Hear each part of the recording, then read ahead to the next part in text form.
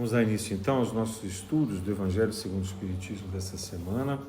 O capítulo escolhido é o 24. Não se deve colocar a lanterna debaixo dos móveis ou debaixo da candeia. O tópico é o 17, carregar sua cruz, quem quiser salvar a vida a perderá. Carregar sua cruz. Aqui já temos uma expressão que aproveita a própria condição de Jesus na sua condenação injusta na terra e ter que morrer sob a pena que era considerada a mais grave pela lei romana da sua época.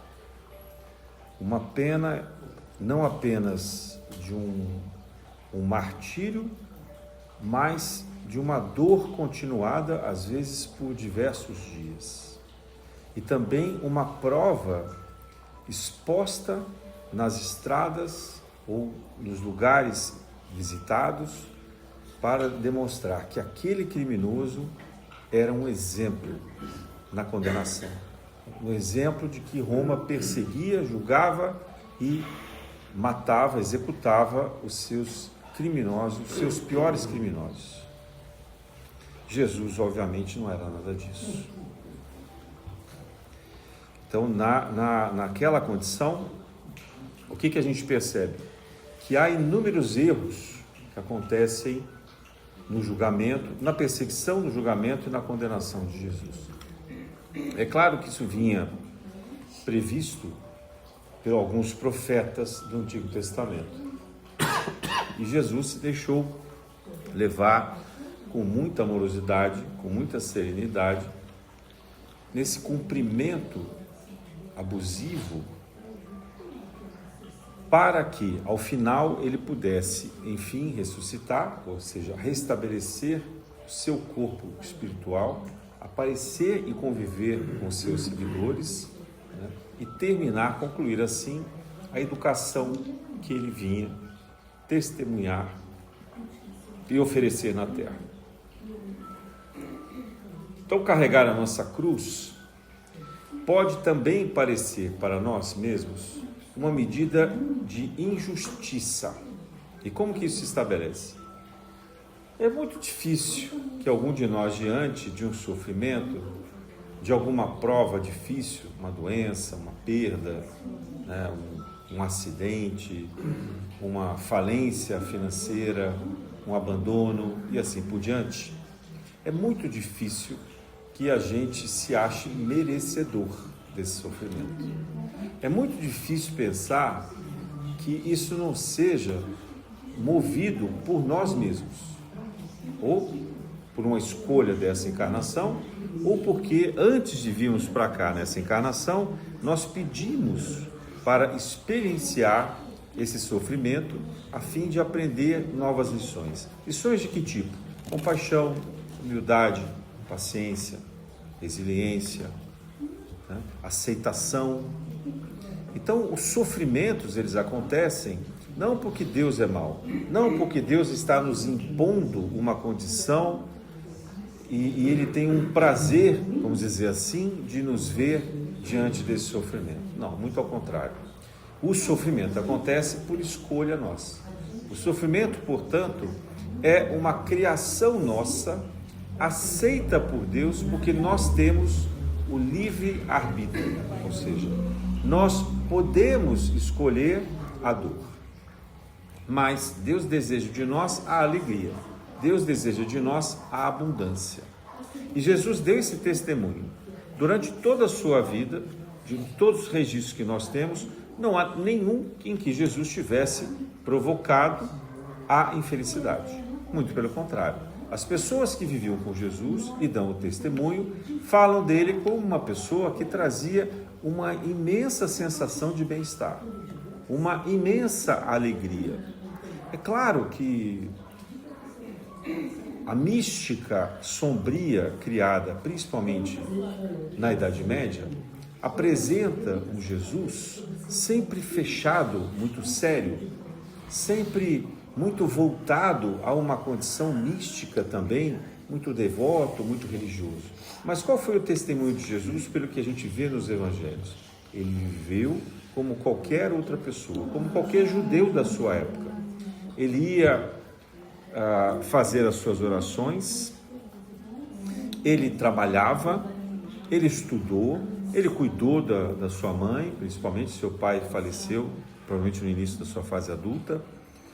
Ele tinha amigos, preservava as relações, viajou, dizem alguns evangelhos apócrifos que ele viajou para terras longínquas, estudando, aprendendo, trabalhando junto com seu tio, que era mercador, José de Arimateia, e assim por diante. E quando ele se estabelece em Cafarnaum para dar início à sua missão propriamente, ele também dá o testemunho por meio do trabalho junto com aqueles que eram pescadores, auxiliando-os, mas principalmente convivendo com eles. E a gente precisa sempre lembrar que o primeiro milagre, chamado milagre, público de Jesus, foi num casamento. E foi justamente para restabelecer o vinho que havia acabado. Ora, se Jesus não quisesse trazer a alegria, ele não teria feito esse testemunho. Ele não teria praticado essas ações, ele não estaria no meio de nós. Então, a premissa que nós temos que ver do testemunho de Jesus é de uma vida bem vivida e de uma vida de contentamento, uma vida de partilha entre amigos. Ele por diversas vezes diz que a amizade é o maior tesouro que se pode ter na terra. Por diversas vezes Jesus valoriza estar no meio deles. Ele estava à véspera, por exemplo, da crucificação, sabendo que iria morrer no dia seguinte e faz questão de celebrar, veja uma palavra, celebrar a Páscoa. Ora, celebrar é comemorar. É claro que o clima não estava muito bom, porque ele já havia avisado os apóstolos o que ia acontecer. Ali ele avisa mais uma vez, Judas sai para traí-lo, eles se recusam a limpar os próprios pés, a fazer ali as abluções. Jesus é que tem que fazer, fica aquele climão também, porque Pedro, não, então pode me banhar o corpo inteiro, quer dizer, eles não entendem a humildade de Jesus, o gesto de servidão de Jesus fazendo, mas ainda assim é uma celebração de Páscoa. E para os judeus, celebrar a Páscoa, principalmente naquela época, significava cantar, significava comer, significava beber vinho. Então era de fato uma celebração, era de fato uma sensação, um momento de bem-estar, deles estarem com pessoas íntimas, pessoas que se gostam. Então isso é fundamental para Jesus. E ainda assim aceitar a sua cruz. Bom, é claro que essa cruz de Jesus era injusta e a nossa, ela pode até parecer injusta, mas ao contrário do que aconteceu com Jesus, a nossa é justa. Justa de que maneira? Por que medida? Pela lei de causa e efeito. Jesus não trazia consigo nenhuma dívida com o planeta Terra. Muito pelo contrário, ele é um dos fundadores, o fundador principal da Terra, do nosso planeta, e um dos fundadores do sistema solar e de outros sistemas. Então, ele já estava num estágio crístico, ele já tinha superado, digamos assim, os seus karmas, as suas dívidas, tudo aquilo que ele precisava reparar pela lei de causa e efeito, ele já tinha feito. Ele veio por amor encarnar na Terra. Então, no caso de Jesus, não há relação de causa e efeito. Há o quê? Uma ação missionária, uma ação de amor incondicional. Não, eu vou encarnar como espírito na Terra para que as pessoas possam ver que é possível viver bem e mesmo sofrendo injustiça, ainda assim alcançar a fraternidade. Essa é a lição fundamental de Jesus. Então, quando nós temos que carregar a nossa cruz, que significa conviver naquela família desequilibrada, passar por necessidades financeiras, enfrentar um trabalho difícil, ter que acordar cedo, dormir muito tarde para poder dar conta de todas as coisas, né? Ter filhos muitas vezes desobedientes, desequilibrados, ingratos, ter que suportar, tolerar, às vezes, pais também muito difíceis, às vezes abusivos, complicados, uma família desconcertada. Então, essa circunstância toda faz com que a gente pareça estar vivendo algo que é injusto. E se acrescentar doenças, orfandade, perdas de todo tipo, né, a solidão e assim por diante, então vai parecer ainda mais injusto. Só que nós vivemos no véu do esquecimento, ou seja, quando nós encarnamos, nós não nos lembramos das encarnações passadas. E nós, vivendo aqui pelo que temos, não é difícil perceber que aquilo que nós temos de mais prejudicial, aquilo que nós temos, vamos dizer assim, daqueles defeitos de comportamento, eram muito piores nas encarnações passadas. E pelo que a gente vê na humanidade, nós também éramos espíritos ligados às guerras, porque a humanidade é muito associada à guerra. Toda a história dela, até o que a gente tem registro, é sempre guerra, guerra, guerra, guerra, em todos os povos, em todas as nações, em todos os lugares. Vai dizer, mas no Brasil não teve guerra, mas teve escravidão, e teve a guerra do Paraguai também, e tiveram muitas revoltas. E a escravidão por si só é uma luta terrível, uma terrível injustiça. Então nós sempre temos que colocar luz nesse passado de dificuldades. E além das guerras, olhando para a Idade Média, a gente vê o abuso das classes de nobreza para com as classes mais pobres. A gente vê as leis severas, né? Os aprisionamentos, as perseguições, as disputas religiosas. Então, tudo isso, nós estávamos ali, ora do lado de vítima e ora no lado de algozes, trocando essa vingança, né? Essa regência de vingança para com aqueles com quem a gente mantinha mais próximos. E são justamente os espíritos para os quais nós mais devemos, ou aqueles até que nos devem também, reciprocamente, que nós mais convivemos proximamente. Então, por isso, as relações instáveis na família, por isso as relações instáveis no trabalho e até mesmo os incidentes inesperados, às vezes, no trânsito e em outras localidades, que nos pegam de surpresa, mas que tudo isso traz para nós essa necessidade de experiência kármica. Precisamos lembrar também, com essas catástrofes que têm acontecido, que algumas vezes nós precisamos mesmo de provas coletivas ainda mais intensas, para que na condição de vítimas a gente realmente se compadeça dos que são mais necessitados. Então nós não podemos falar em injustiça quando a gente fala da própria cruz, quando a gente fala da própria vida. Eu tenho visto também, no meu dia a dia, no meu trabalho, muitas pessoas jovens que reclamam da sua condição atual. E se nós fizermos uma comparação de gerações, é curioso, porque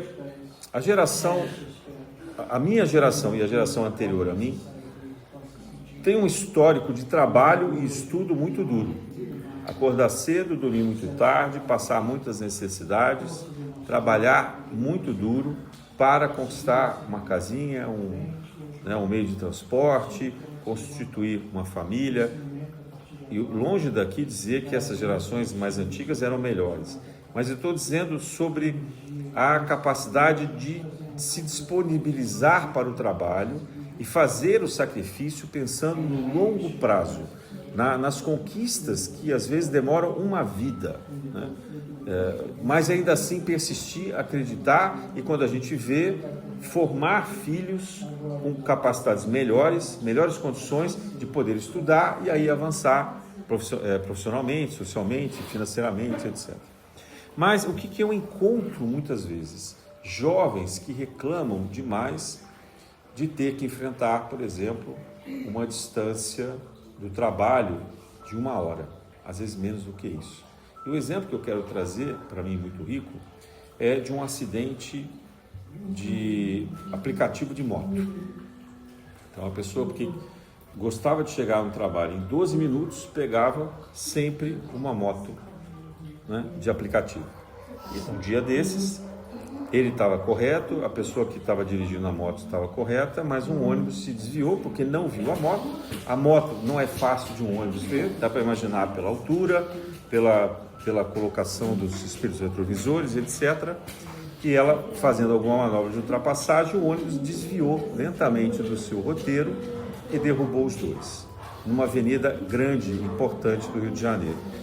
Bom, o cenário era de morte, possivelmente. Sobreviveram com poucas lesões e ele com o braço quebrado. E começou a me contar que estava tremendamente se sentindo injustiçado por aquilo e ficou bastante traumatizado, porque para ele a ocorrência, né, o que daria consequência depois, além de submeter uma cirurgia, o tratamento, etc., com risco de perder um pouco de mobilidade, mas o ponto principal para ele é que ele teria que andar de ônibus. Eu falei, mas quanto tempo? 1h30 você demora para chegar no trabalho? Não, uns 40 minutos, o problema é que demora para passar. Eu falei, você está dizendo que porque você não quer pegar um ônibus de 40 minutos, você pega uma moto de 12, onde você é o para-choque. E aí você está reclamando da vida pelo acidente que você sofreu, porque você fez a escolha de andar de moto, né? Então veja, não é esse o primeiro caso, eu tenho outros casos assim. Há uma dificuldade muito grande, geracional, de aceitar esse sacrifício, né? Eu me lembro de, para estudar, sair do trabalho, ficar 2 horas em pé, feito uma lata de sardinha, para poder chegar na faculdade, que tinha que atravessar a cidade. E como eu, muitas e muitas pessoas da minha geração fizeram a mesma coisa, e muitas pessoas ainda fazem até hoje. Era 2 horas para ir, 2 horas para voltar. E o trabalho durante o dia, e a faculdade terminava às 11 horas da noite. Então, muito pouco tempo de sono. Isso tanto é que, quando eu me formei, eu engordei 10 quilos, simplesmente porque eu passei a jantar. Eu não jantava, né? Então, a gente passa a se alimentar. Então, essa é uma condição que eu não me sinto nem um pouco melhor porque eu fui capaz de fazer isso. Isso era obrigatório. Ou a gente fazia isso, ou a gente não estudava, a gente não trabalhava. Mas essa geração de hoje se ressente por muito pouco. Às vezes são coisas tolas, né? Ah, mas eu não posso ter um celular melhor. E aí se revolta com os pais, né? Ah, mas eu não posso fazer uma viagem. Esse caso, a pessoa me contava assim, minha mãe demorou 50 anos para conseguir comprar um carro. Eu não posso esperar 50 anos para ter um carro. Veja a revolta, né? Eu disse, bom, tem muitas pessoas que eu conheço que nem têm ainda carro até hoje. E nem por isso deixaram de fazer as suas coisas, as suas atividades. Então, essa geração mostra que tipo de encarnação anterior. Vocês conseguem imaginar? Uma encarnação em que esse espírito tinha tudo à sua disposição. Tudo. Provavelmente um nobre.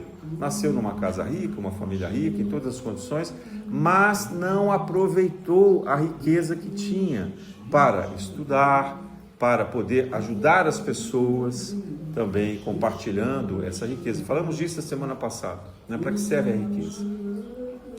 Não se aproveitou dessa condição de família também para construir laços sólidos de amizades, de compaixão, de partilhamento. Ele tem uma família também desequilibrada, dissociada, né?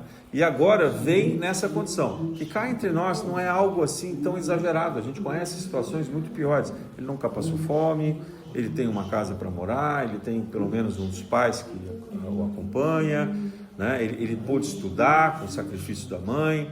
Então, mas ainda assim, para esse espírito, é muito difícil passar por sofrimentos. E todos os sofrimentos que ele traz, essa pessoa, é uma coisa da cabeça dele. A gente vê que não tem nada fisiológico, ele não tem nada que se pudesse caracterizar propriamente como um transtorno psíquico, né? São frutos da própria maneira como ele se estruturou psiquicamente. E, portanto, são passíveis de solução. Mas a pergunta é, será que essa pessoa quer se ajudar? Será que ela quer melhorar? Então, veja, Jesus, ele pega esses exemplos para mostrar, às vezes, gradações diferentes de espírito. É muito possível que esse seja um espírito jovem, de poucas encarnações ainda, tendo que enfrentar esses dilemas, vivendo o tempo inteiro com as suas pulsões, com aquelas condições que vêm como se fosse um instinto, o carregando sem que ele pare para pensar no que está acontecendo, né? E com grandes ambições, né? Querendo pretender voltar àquela condição que muito provavelmente tinha em uma ou várias encarnações anteriores, onde a riqueza prevalecia. Então a gente reclama da nossa cruz. A gente acha que há uma injustiça ali. Mas também há outros espíritos que, nascendo em famílias muito ricas, em países mais desenvolvidos, né, encontram uma reclamação para a cruz que eles têm na solidão, na frieza social, na falta de propósito, né, numa sociedade muito regrada, muito disciplinada, porque eles precisam também se disciplinar. Provavelmente eram espíritos indisciplinados em outras encarnações e agora ele vem em uma sociedade extremamente severa. A gente sabe, por exemplo, que na Finlândia você não pode falar em transportes públicos. Veja, vou repetir. Você não pode falar alto, você não pode falar para não atrapalhar, nem incomodar as outras pessoas. Você tem que respeitar o silêncio, né? Japão também, então. Você tem muitos países em que as filas são obrigatórias. Você não pode, o Estado te prover o mínimo de subsistência. É muito maior do que você tem no Brasil, mas você não vai ser rico, milionário.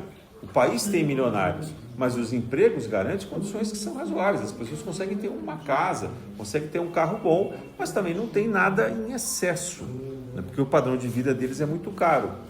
Então, às vezes, a gente não percebe isso, né? A gente não percebe essas condições. Muitos países têm dificuldade de atendimento de saúde e os planos são muito caros, as pessoas não conseguem pagar. Aí ficam doentes, vão para lá e reclamam que não tem atendimento. No Brasil, por pior que seja, a gente tem o SUS, né? Então, é um atendimento universal gratuito. Claro que não dá para ser uma coisa de primeira linha, mas atende, né? Você não vai morrer por conta daquilo. Então, lá fora, as pessoas têm que sofrer por isso. Por que será que as pessoas sofrem por problemas de saúde? Porque não cuidaram dos outros quando podiam em encarnações passadas. A lei de causa e efeito, ela nos coloca contra a parede, porque a nossa consciência nos lança para esse lugar. Não é porque Deus é severo, não é porque Deus é maldoso, não é porque Deus é cruel, está nos julgando e colocando naquele lugar de sofrimento. Não somos nós é que fazemos isso. Nós é que pedimos para nascer nessas condições, para sofrer naquele leito. E às vezes nós fomos médicos na outra encarnação, desprezando os pacientes, indiferentes aos pacientes. E ali, na condição de doentes, temos que passar por aquele sofrimento igual para que a gente possa mudar o nosso comportamento. E, olha, a experiência nos diz que uma única encarnação não muda, não. É muito difícil. Às vezes a pessoa tem que vir várias e várias vezes. Então, quando nós pensamos na nossa cruz, nós temos que ponderar sobre a lição que aquilo nos apresenta. E ao invés de ficar na sensação de que nós somos vítimas, de que nós somos os coitadinhos, nós temos que erguer a cabeça e dar o testemunho, dar esse testemunho de que nós temos que sofrer. Então, para esse rapaz eu dizia, e ainda mais, ele tinha me reclamado assim, que ele não queria fazer tão cedo no horário que eu tinha marcado, porque ele tinha muita dificuldade de acordar cedo. Então, o horário era 8 horas da manhã, tá? Não tem nada cedo nisso, né? Mas então, veja o sofrimento dessa pessoa, né? Ele tem uma enorme dificuldade de acordar 7 horas, 7h30, ele tinha que acordar 10 minutos antes, né? Lavar o rosto rapidinho e falar comigo. Então, veja, essa dificuldade é uma dificuldade que coloca ele numa posição de vítima. É uma pessoa que não consegue sair do lugar, que critica demais o mundo, ou aquilo que um grande escritor francês dizia, o inferno são os outros, né? Então, não, o inferno não são os outros, o inferno somos nós mesmos, né? Nós é que criamos esse inferno. Então, eu dizia para ele, aprenda a acordar cedo. E agora é que eu não vou mudar de horário, vamos começar às 7, então. Porque se você não é capaz desse pequeno sacrifício, dessa pequena disciplina de acordar num horário em que a maioria dos brasileiros já está trabalhando, ou já está a caminho do trabalho, alguma coisa está errada em você, porque você não vai ter resistência, resiliência para nada na sua vida. Qualquer problema, qualquer tormenta, você vai desmoronar. Então, essa lição é um erro dos pais, em primeiro lugar. Os pais é que tinham que disciplinar esses filhos no processo de educação e de amor. Só que a gente vê, muitas vezes, a maneira muito suave, muito leniente dos pais, deixando os filhos fazerem o que eles querem, não é verdade? os filhos gritam nos corredores, jogam brinquedos, já estão desde pequenos com o celular, não comem comida e os pais não insistem que eles comam decentemente, então ficam só comendo doces, frituras, essas comidas de fast food, né? E com isso, o que acontece? Vão provocando um pequeno monstrinho, né? Aliás, vão estimulando esse espírito que já era difícil em encarnações anteriores para continuarem difíceis nessas encarnações. E vão, certamente, em algum momento, se virar contra os próprios pais. Vão abandoná-los, vão ser violentos com eles, né? vão se omitir de auxílio, de cuidado na velhice e assim por diante. Então, a circunstância que a gente verifica muitas vezes entre nós é de um crescimento dessa vitimização. E aí falam assim, nossa, aumentou demais os quadros de ansiedade, de depressão. Calma, porque tudo isso também tem uma causa. Se nós não somos capazes de conviver com as nossas angústias, se para cada dorzinha de cabeça a gente já toma 1 grama de um medicamento extremamente pesado, como a dipirona, né? Ou se alguém tem em casa, já lança a mão de um tramal ou alguma coisa assim, a gente vai ficando extremamente dependente. Se qualquer tristeza que aparece, a gente pega a receita e o medicamento antigo do Rivotril e toma, como se isso fosse refrigerante, né? A gente vai gerando uma dependência. Então hoje ficou muito fácil a gente recorrer à química. Gente, pessoas que são dependentes de medicação, se nós olharmos pela reencarnação, elas eram dependentes de quê nas encarnações passadas? Vocês percebem como só mudou o tipo de vício, de adicção? Eu trabalhava numa empresa de tabaco, já contei isso para vocês, com muita tristeza porque eu não gostava do produto, mas não conseguia sair de lá por várias razões. E aí me perguntei um dia do porquê que ainda havia isso aqui. E os espíritos me disseram, o cigarro é necessário porque é o vício menor do que o que eles tinham nas encarnações passadas. Então a espiritualidade considerava para a grande maioria dos fumantes que aquilo já era uma evolução.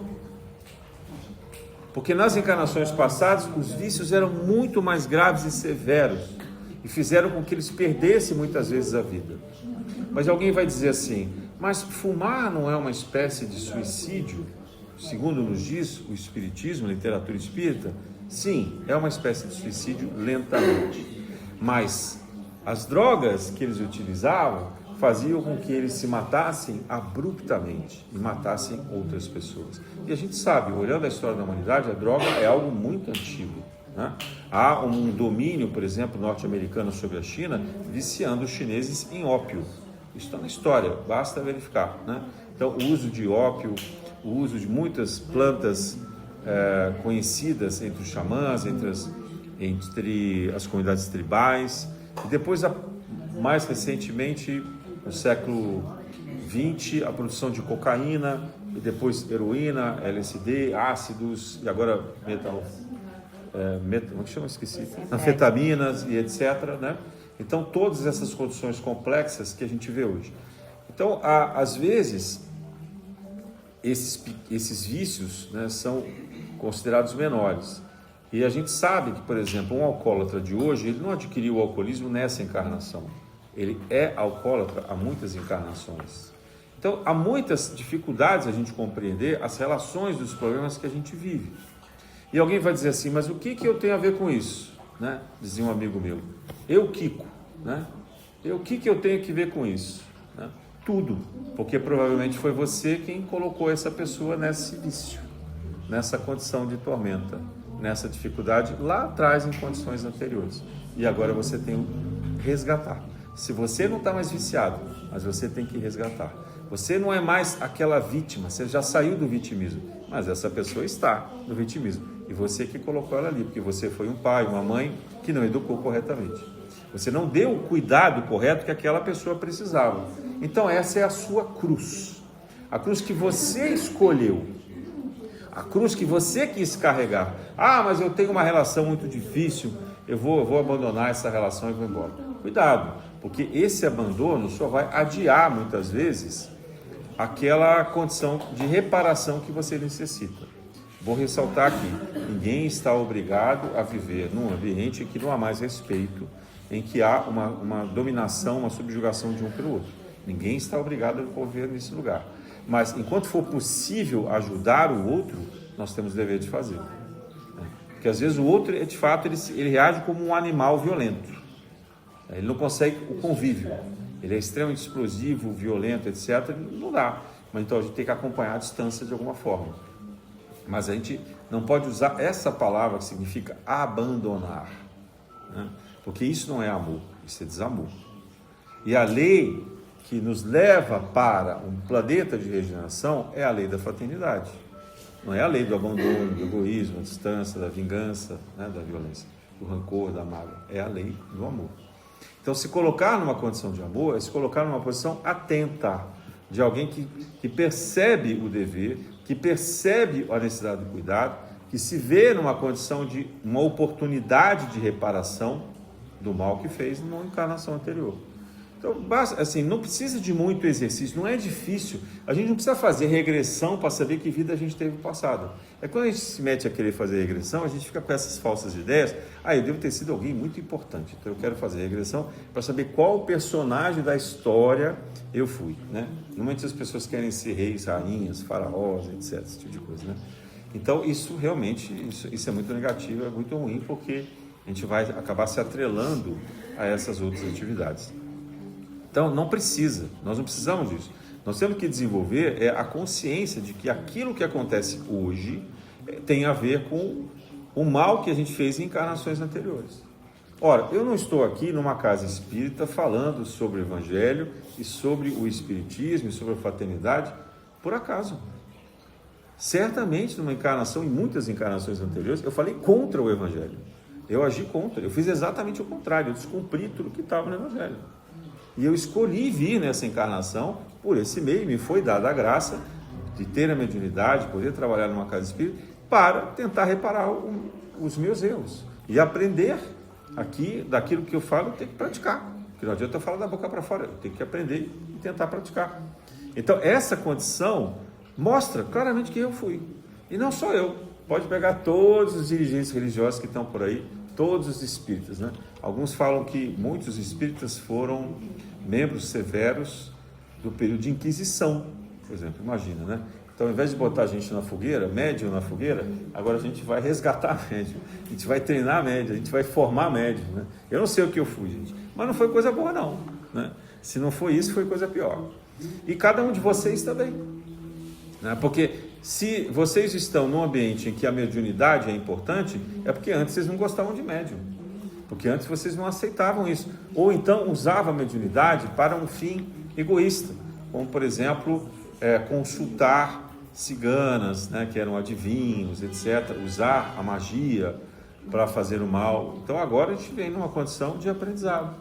A lei de causa e efeito, ela nos mostra a nossa cruz, ela mostra que aquela cruz, ela é feita sob medida, não tem 1 milímetro fora do lugar, ela é nossa mesmo, ela só cabe para nós, não adianta passar para outro, somos nós que temos que carregar. Mas a minha é muito severa, eu tenho muito problema, eu sofro demais, a minha família, o meu trabalho e as doenças, e assim, eu sei, a lista não termina nunca, né?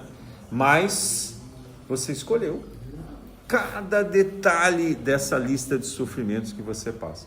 Fala assim, poxa, mas não tem misericórdia? Tem. A misericórdia é que você pediu para passar por milhares de coisas de sofrimento. Eles te deram o mínimo necessário. Você pediu certamente para ter pais extremamente cruéis, para passar fome, para vir paralítico, para ter doenças, para passar por desemprego, para sofrer acidente, para ficar tudo que você imaginar. E aí você, não, calma.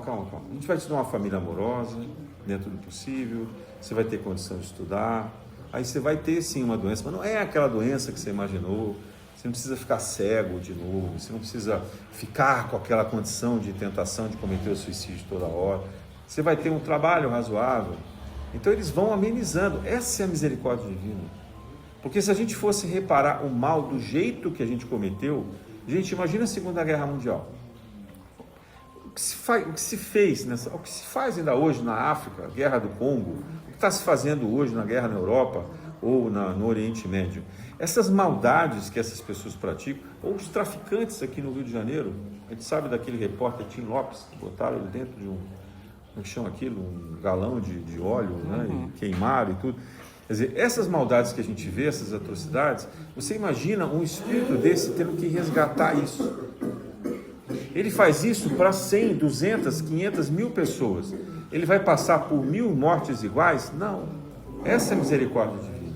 Ele vai passar pelas condições parecidas apenas pelo tempo necessário de aprender as lições. Porque senão a humanidade não iria evoluir nunca. A gente só ia pagar as contas do que a gente fez, ia ficar nesse ciclo vicioso. Para a gente entender a misericórdia divina, é só perceber que o que a gente de fato resgata é o mínimo possível desses males. Veja, Jesus aceitou no meio dele diversas pessoas desequilibradas. A começar por Mateus, que era um publicano, um ladrão. O que é um publicano? Pensa no pior político que fica aí, está aí nas redes sociais, roubando dinheiro, etc., cheio de corrupção. Esse era Mateus, ele roubava tanto dos romanos como ele roubava dos judeus. E qual foi a pena que Jesus deu para ele? Vende tudo que você tem, dá aos pobres e me segue. Essa foi a pena que Jesus deu para ele. Vem aprender comigo como é que você deve viver. Ele pegou Judas Iscariotes, que era membro daquela comunidade terrorista, né? E era também corrupto, né? E era também desleal, infiel. E tudo bem, vem cá aprender comigo. Ele pegou prostitutas, ele pegou pessoas que eram preconceituosas, né? A grande maioria dos apóstolos, eles não aceitavam, por exemplo, que mulheres ficassem próximas dele. Eles não aceitavam que Jesus acolhesse os gentios, que eram os não-judeus. Ele não aceitava que Jesus tratasse bem os samaritanos, que eram também descendentes de Israel. Então, assim, Jesus faz o quê? Que pena que Jesus dá a cada um deles. Vem e me segue. Faz o que eu faço. Vem, siga após mim. Vem e faz o que eu faço. Imita, aprende a fazer o que eu faço. Não havia no meio daqueles apóstolos ou discípulos santos. É claro que muitos deles eram missionários mais adiantados do que nós como espíritos. Mas assim, não mais do que nós somos hoje. Então, possivelmente falíveis. E a gente vê essas falhas. Gente, Saulo de Tarso, que vira Paulo, era perseguidor de cristãos. Ele matava cristãos. Ele mandou apedrejar Estevão em praça pública. E Jesus faz o que com ele? Vem e me segue. Aí Paulo, na consciência dele, não aceitava que ele pudesse ter uma vida bonitinha de seguidor de Jesus. Ele quis sofrer, então ele provocava. Ele ia falar nos lugares que ele sabia que ele ia ser apedrejado, que ele ia ser preso. Ele provocava, ele buscava isso. Foi ótimo o que ele fez, porque ajudou a disseminar muito bem o evangelho fora do meio judeu. Mas veja, ele se colocava nessa condição. Não é que Jesus queria que ele sofresse, que ele fosse preso, que ele ficasse dessa maneira. Não. Tanto que João, no final da vida, ele foi o único apóstolo que não foi martirizado, João Evangelista. Ele já estava na ilha de Patmos e ele já tinha cumprido a missão dele, então, portanto, se ele tinha algum karma, ele já tinha pagado. E aí tentam matá-lo diversas vezes, não conseguiram, os soldados desistiram de tentar matar ele. Uma das vezes tentaram colocar ele num caldeirão fervente de óleo. Ele foi lá, mergulhou e voltou normal, como se aquilo fosse uma água de piscina. Por quê? Por interferência, porque ele não tinha que passar por aqueles sofrimentos. Então, o físico não consegue atingir o espírito se a frequência é diferente. Então, a cruz, se acontece alguma coisa de errado com a gente, é porque aquilo, em primeiro lugar, fomos nós que escolhemos. Segundo, que tem uma lição escondida ali. Tem uma lição. Se é uma doença, se é um incidente, se é uma família desequilibrada, se é um problema financeiro, se é um problema de trabalho, se é um filho ingrato, o que for, abuso, tudo que vocês, pior condição que vocês puderem imaginar. Isso é escolha nossa. Segundo, tem uma lição escondida ali. Não tão escondido assim. Se a gente tiver olhos para ver, a gente vai descobrir. E a gente precisa ter essa disponibilidade de aceitar essa condição. E a gente tem que ter um terceiro ponto, a gratidão, dizer, que bom que eu posso passar por isso. Eu me lembro de um caso do Chico Xavier, que dizia, alguém foi contar um assalto que ele tinha passado, tinham roubado a casa dele, destruído tudo, e aí ele conta para o Chico, desesperado, o Chico fala para ele assim, que bom que você pôde devolver, né, meu filho? Quer dizer, noutra encarnação, ele tinha provavelmente feito isso com várias pessoas. E agora ele estava passando por isso. Está devolvendo. A história que se fala de Bezerra de Menezes é que ele fez questão, ele tinha feito uma promessa para Jesus, que ele devolveria todo o dinheiro que ele tinha se apropriado indevidamente, não me lembro mais se era 3 ou 4 vezes a mais. E aí, na encarnação com Bezerra de Menezes, ele vai cuidar de quem? Dos pobres. E aí, na descrição dos espíritos, eles falam, agora você está pagando a sua conta. E a última coisa que ele tinha, já no final da vida, era o anel de formatura. E chega todo mundo sabe essa história, né? Que chega uma mulher desesperada, com um filho doente, etc. E ele tira o anel do dedo para que ela possa comprar alimento, medicação. Aí ele fala assim, bom, agora você pagou a sua última dívida. Imagina a nossa. Então, a gente tem que acabar com esse vitimismo e aceitar a vida na condição que ela é, não porque ela é injusta, mas é porque ela é necessária. E ainda assim, nós temos que ter momentos de alegria.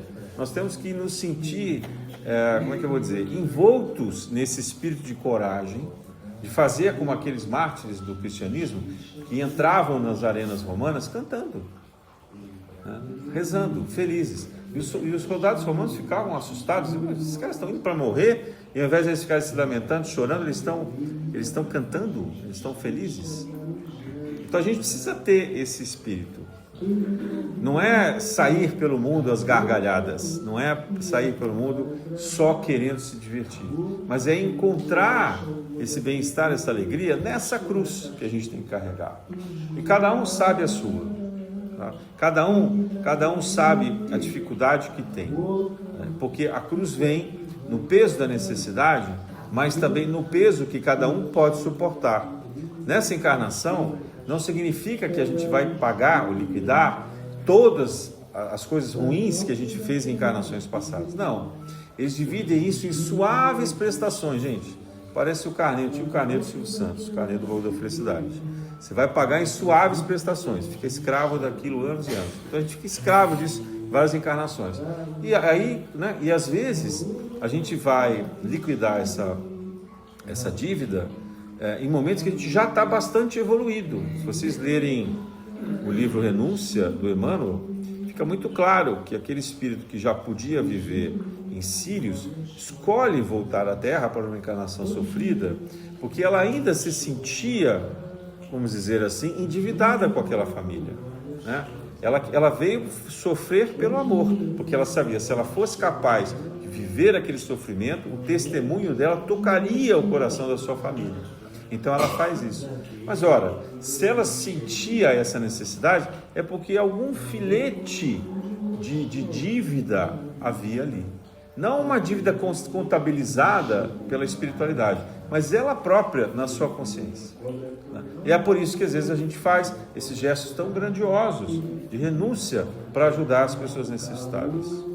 Então, quando a gente olha as profissões de hoje, né, claro que tem todas as exceções, mas em geral, né, você pega assim, as pessoas que trabalham com a justiça, com o poder judiciário, foram extremamente injustos e corruptos em encarnações passadas.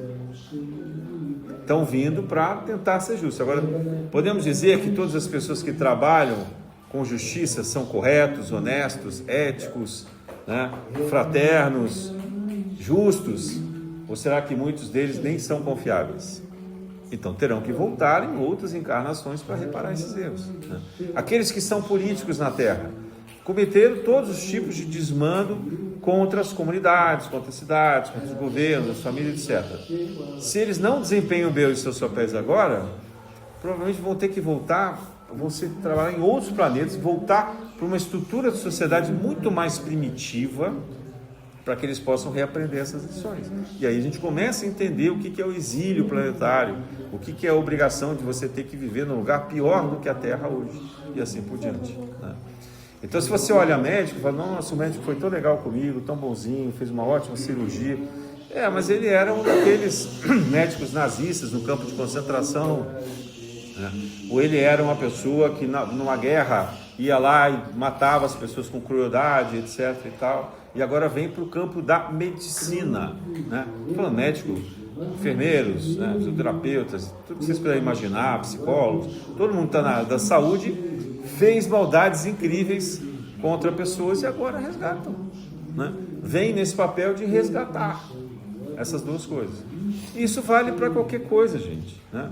O que a gente destruiu na vida anterior, nas vidas anteriores, a gente vem reconstruir. Só nós podemos fazer isso, porque nós temos a habilidade de fazer isso.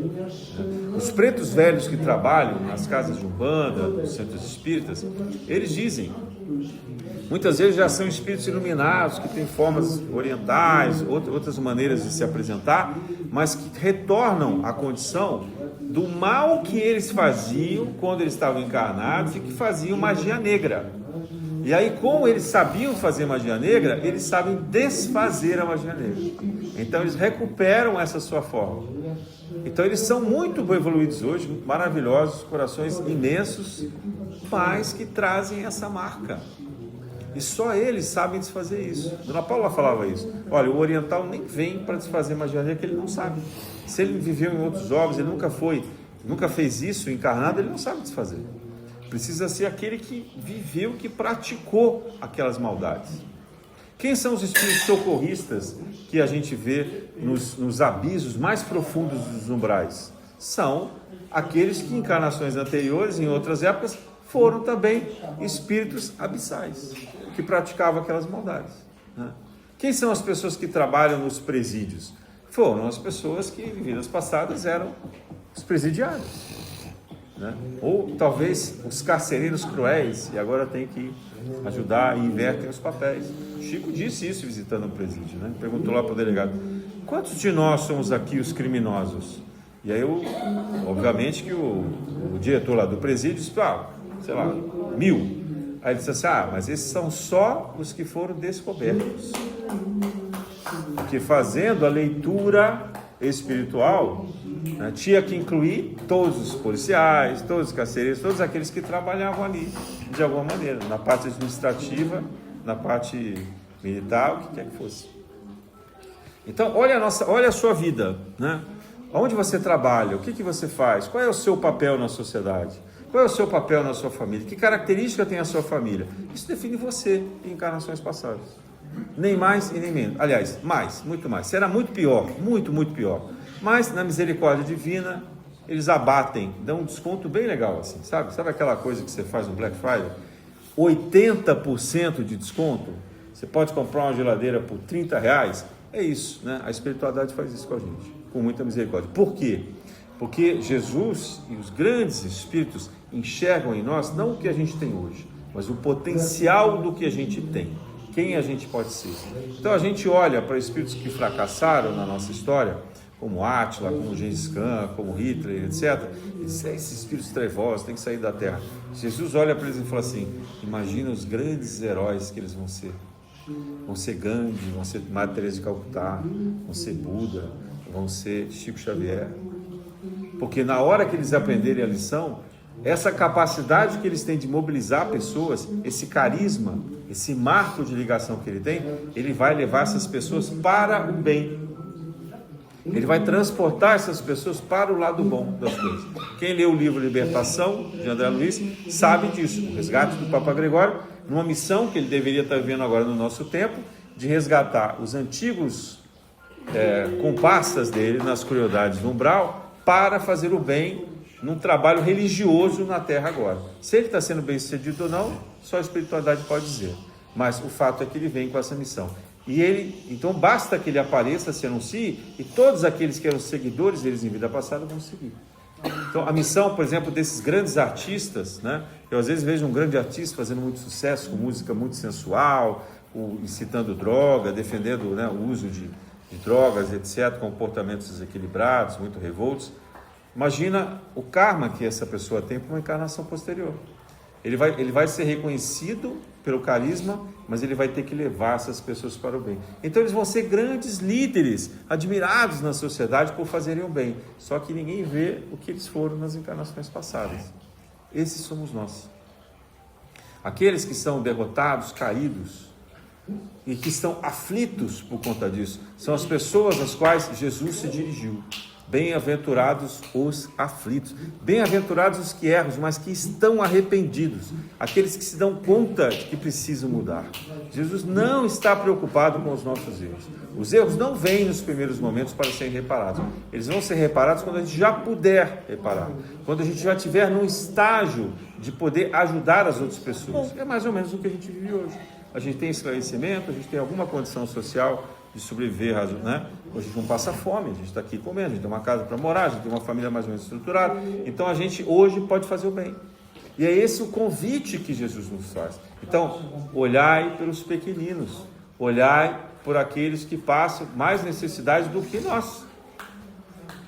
Por quê? Porque eles estão no estágio anterior que a gente estava. Então cabe a gente estender a mão, cabe a gente ter a atenção, o cuidado, o auxílio, estar atento a essas pessoas. Ah, mas aonde eu tenho que fazer isso? Uma vez por semana no trabalho voluntário? Não, a gente tem que fazer isso o tempo inteiro da nossa vida. A gente tem que fazer isso levando dignidade para essas pessoas, mostrando que elas não são invisíveis, que elas estão no nosso convívio, e nós vamos ajudá-las na medida também que elas forem capazes de receber o auxílio, porque às vezes o que a gente quer oferecer elas não querem, elas querem outras coisas, né? Acho que eu contei para vocês do dia que eu estava na Zona Sul, precisei ir na PUC, e ali tem muitos restaurantes caros, porque o padrão de vida lá é muito alto. E aí tinha um cara, apareceu assim na minha frente com uma nota de R$10. E ele me parou assim, mostrou R$10. Eu falei, não, eu não quero dinheiro. Eu quero que você complemente para mim uma refeição aqui. Eu falei, tá bom, deixa eu ver. Aí quando eu vi, 30 e poucos reais. Eu falei assim, mas você escolheu um restaurante muito caro, né? Ele falou, não, mas esse aqui é o mais barato. Eu falei, não, não é o mais barato. Você tem aqui... Aí mostrei lá para ele, tinha outros lugares que tinham outros restaurantes. Mas ele queria aquele, não adiantava. Ele queria aquele, ele cismou com aquele. Isso é mais ou menos um golpe, porque ele parecia que ele não estava pedindo dinheiro, mas ele estava pedindo dinheiro. Na verdade, ele estava pedindo diferente, entre 10, sei lá, e 20 e poucos reais, que era o prato daquele restaurante. Então, essa pessoa queria comida? Não, ele queria um capricho de comer naquele restaurante. Eu disse para ele, olha, nem eu escolho muitas vezes o restaurante que eu quero comer, mesmo que eu possa pagar. Por quê? Porque eu também tenho que saber ponderar se vale a pena não gastar esse dinheiro naquele lugar, né? Então, não sei se eu ajudei, mas enfim, o dinheiro eu achei que ia atrapalhar mais. A gente tem que olhar para as pessoas, para o que elas precisam e o que elas são capazes de absorver, né? Provavelmente ele não entendeu isso dessa vez, mas aquilo vai ficar na cabeça dele, porque na hora que de fato ele tiver fome, ele pode comer com aqueles R$10 em outro lugar, ou ele pode pedir para que se complemente em algum outro lugar. Aqui no Grajaú a gente acha quentinho em torno de 17, 20 reais, né? Então lá também, se ele souber procurar, mas não vai ser na avenida principal, não vai ser do lado do shopping, não vai ser no lugar que está mais vistoso. Então que espírito foi esse numa outra encarnação? Foi o nobre que tinha tudo a seu favor, podia comer do bem e do melhor. Ele não está com fome, ele está com saudade da vida que ele teve na outra encarnação. E é justamente essa a prova de ter que superar, porque ele desperdiçou demais o que ele tinha nas encarnações passadas, e ele precisa aprender a ponderar, a viver com menos, a dividir o que ele pode fazer, né? A ser capaz de administrar esse recurso. Essas são as nossas lições. E é isso que é importante, que a gente aprenda, né? E não se vitimar demais, não se tornar coitadinho demais, porque, ao final das contas, o sofrimento que Jesus teve, sem merecer, foi muito maior do que o nosso. Na graça de Deus.